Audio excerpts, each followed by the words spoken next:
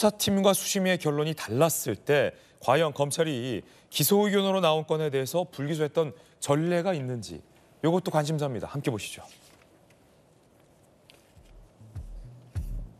자, 이재용 경영권 승계 의혹, 백운규 장관 원전 경계성 평가 조작, 아사히 불법 파견, 김광호 전 청장 헬로윈 참사 관련해서 수심위가 기소를 권고했을 때 불기소했던 전례는 없었다. 수심위가 불기소 의견을 내렸을 때 기소했던 적은 있어도 기소 의견을 내렸을 때 불기소했던 적은 없다. 자세히 보면 수심위 판단대로 다 따라하지는 않았다는 거예요. 수심위의 의견은 참고사항일 뿐 불기소를 내렸는데 기소했던 적도 있고 기소가 나왔는데 그냥 그대로 기소했던 적도 있다라는 거죠. 그러니까 수심위의 결과대로 검찰이 꼭 따르는 건 아니다라는 것이 좀 확인은 되고 있습니다. 야당에서는 둘 다 기소해라라고 검찰을 압박하고 있습니다. 자, 김유정 의원님, 네. 어떻게 보십니까? 수심위의 권고에 반드시 그대로 따르지는 않은 예가 나와 있지만 불기소를 기소로 더 세게 한 적은 있지만 기소 의견에 반대되는 결론을 낸 적은 없잖아요. 그러니까 검찰이 만약에 수심위의 그 결론을 따르지 않는다면 뭔가 이제 한 획을 긋는 그런 사건이 된다고 생각하고요. 저희가 이제 권익위에서 최초의 이제 부정청탁 금지법 그것만 가지고 이제 권익위에서 얘기를 했는데 그게 마치 검찰에게 가이드라인을 준 것처럼 그 부정청탁 금지법에 대해서만 크게 이슈가 되는 것 같아요. 그래서 과거 권익위의 결론이 무혐의 결론 나고 또 검찰에서도 비슷한 무혐의 결론이 났을 때 검찰 내부에서 터져나온 목소리가 보도가 된 적이 있었죠. 윤석열 검찰총장 시절에 검사 시절이라면 이거는 변호사법 위반이나 알선수재 혐의로 걸었다 반드시 그런 얘기가 나왔는데 지금 그런 과거의 모습은 온데간데 없어지고 김건희 여사 지키기에만 급급한 그런 모습으로 비춰집니다. 그러니까 같은 사건에 대해서 수사심의회가 2번 열리는 이 건도 상당히 좀 희귀한 광경인 것 같고요. 거기에 대해서 또 다른 결론이 나온 것도 검찰이 만약에 이걸 기소로 갔을 때는 최 목사에 대해서 그러면 이거 뭐 제대로 수사한 거냐, 부실 수사한 거 아니냐 이렇게 나올 수도 있을 거고 또 김건희 여사에 대해서 이런 상황에서도 불기소로 나온다면 이거는 봐주기 아니냐 이렇게 갈 수밖에 없기 때문에 어떤 의미에서 검찰이 상당히 자충수를 둔 것이고 딜레마에 빠진 거라고 볼 수 있습니다. 그러나 모든 것은 어떤 상식에 기반해서 이게 이루어져야 될 텐데 뭐 오늘 금명간에 이제 결론이 난다고 하니까 예. 저희가 뭐 오늘 아침에 이런 얘기를 이렇게 분분하게 얘기하는 게 무슨 큰 의미가 있는지는 모르겠어요. 어쩌면 이미 답이 정해져 있는 걸 수도 있겠습니다만. 네. 그럼에도 불구하고 안영 의원님 아까 말씀하신 대로 합쳐보면 뭐 22대 8이다. 이제 말 안 되는 거고요. 이거는 건이 다르게 수심위가 열렸는데 굳이 그걸 왜 합칩니까? 다른 분들이 다 들어가서 한 것인데 개개인의 의견이 있는 것이고요. 그래서 최 목사에 대한 수사심의 결론이 나왔을 때 국민들은 그래도 정의는 살아있구나. 그래도 우리가 상식을 좀 믿어보자. 이렇게 아마 반겼던 분들이 다수일 텐데 이거를 검찰이 또 뒤집는다? 물론 부정청탁 금지법 관련해가지고 이렇게 되면 대통령이 알고 나서 신고 안 한 것에 대한 대통령에 대해서 뭔가를 해야 되는 법적 조치를 취해야 되는 그런 부분들 때문에 검찰이 상당히 부담을 갖고 있을 수 있겠죠. 물론 지금 현재 뭐 그거 가지고 기소를 한다거나 이렇게 할 수는 없겠지만 임기 후에는 가능한 일들 아닙니까? 그래서 정말 이번만이라도 2개의 다른 결론이 나왔습니다마는 어떤 게 상식인지 어떤 게 국민 정서에 부합하는 것인지 그리고 법적으로 봐서도 이거는 누구도 납득할 수 없는 그런 방향으로 가서는 안 된다라는 말씀을 거듭 드리고요. 검찰이 자존심을 걸고서라도 저는 내부에서 아마 부글부글 끓고 있는 저는 많은 다수의 검사들이 있다고 생각합니다. 그래서 좀 상식적인 판단을 내려주시길 기대해 보겠습니다. 네. 만약에 검찰이 불기소, 둘 다 불기소를 하기로 결론을 낸다면 성추현 정치위 부의장이 만약에 야당 대변인이라면 뭐라고 논평을 내시겠습니까? 이 사건이 이제 뭐 초유의 사건 최초가 3개째 붙는 거거든요. 만약에 불기소가 되면은 뭐냐? 첫 번째 최초는 검찰이 무죄를 주장하고 피의자가 유죄를 주장하는 최초의 사건입니다. 희한하네. 그리고 희한하네요. 그리고 동일 사건에 대해 수심위가 생긴 이후로 동일 사건에 대해서 굳이 분리를 해서 2번의 수심위를 연 또 최초의 사건입니다. 그렇군요. 그리고 3번째 최초가 말씀하신 것처럼 기소 권고를 했는데 불기소 처리를 하는 또 최초의 사건이 될 겁니다.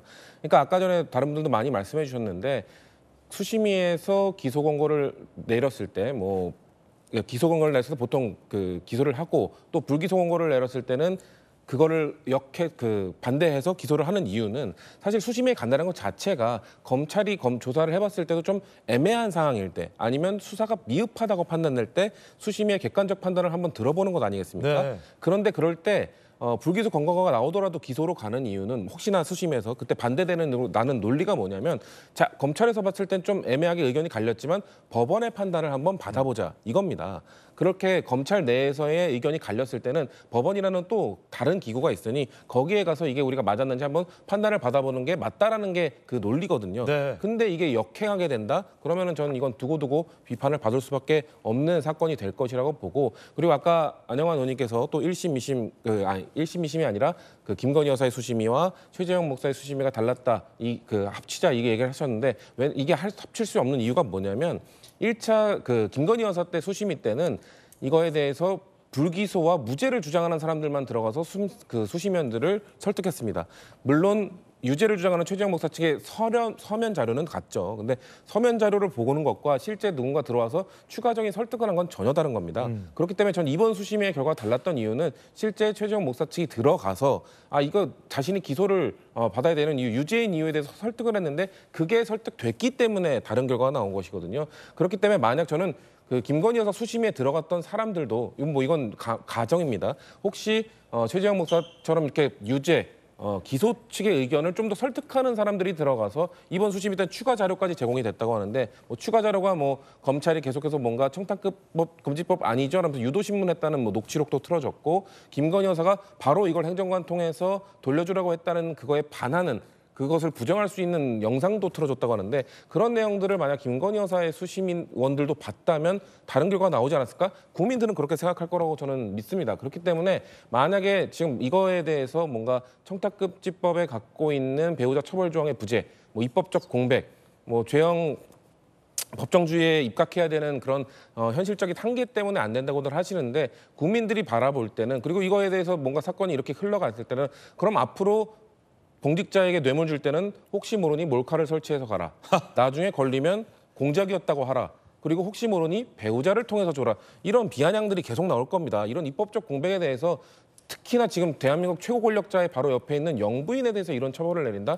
저는 국민들께서 절대 납득하지 않을 거라고 보고요. 그렇기 때문에 민주당이 추진하고 있는 김건희 여사 특검법에 대한 정당성이 저는 더 높아지는 결과가 나올 것이다라는 말씀드리고 싶습니다. 예, 앞으로 뇌물을 주려면 몰카를 차고 가서 부인에게 줘라.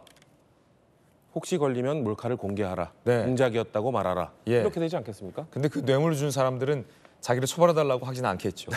그게 최 씨와 지금 이 사건의 좀 다른 점이기도 할 텐데 법조계에서는 이런 얘기도 나와요. 김건희 여사를 만약에 기소한다 하더라도 지금 국회에서 다수당이 갖고 있는 민주당이 주도하는 국회에서 사실은 이 법을 개정하지 않은 상황이잖아요.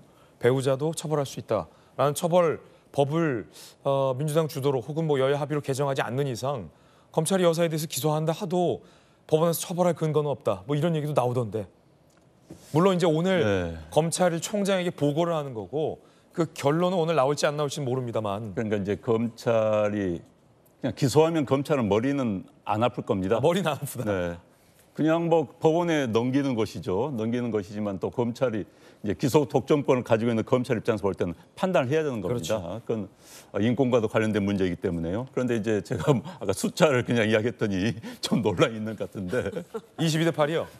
한 건은 정말 만장일치로 그냥 불기소 의견이 나왔고 한 건은 8대 7 근소한 차이로 나왔으면은 판단할 때 제가 숫자 합쳐서 이제 이런 논란이 된 것 같은데 종합적으로 판단할 때나 같은 사안에 대해서 한쪽을 회의했을 때는 만장일치였고 여기는 비슷하게 나왔다 그러면은 한꺼번에 종합적인 공고 사항이기 때문에 그렇죠. 그걸 고려할 수 있겠죠. 합쳐가지고 고려할 수 있다는 그런 뉘앙스를 말씀드렸고요. 그런데 이제 여기서 최재형 목사나 야당의 내로남불이 생기는 겁니다. 내로남불이요? 네.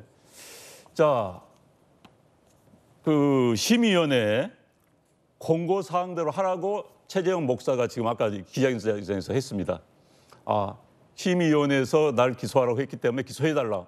그렇다면 심의위원회에서 김건희 여사에 대해서는 불기소하라고 했습니다. 그럼 그대로 해야 되는 거 아닙니까? 예. 그럼 김건희 그 주장대로라고 한다면은 심의위원회를 존중하라고 한다면은 김건희 여사는 불기소, 본인 기소를 해야 되는 겁니다. 그렇군요. 그럼 검찰이 이렇게 그 주장대로 검찰이 한다고 한다면은 또 검찰이 김건희 여사 봐주기 했다고 또 공개할 거 아닙니까? 검찰 참 깝깝해지는 겁니다. 그러니까 그 최재형 목사도 본인은 기소, 그러니까 심의위원회 이야기를 꼭 들어달라고 하는 것도 상당히 모순이다. 모순에 빠지는 그런 상황이거든요. 그러니까 전액적 내노란물이 돼버렸는데 어찌됐든 검찰은 제가 말씀드린 것처럼 판단할 수밖에 없을 것 같아요. 또 무책임하게 기소 의견을 던진다고 한다면 법원 가서 전혀 무죄가 판결이 나온다. 그럼 검찰도 거기다 책임져야 되는 겁니다. 예. 왜냐하면 두 사람의 인권을 침해했기 때문에.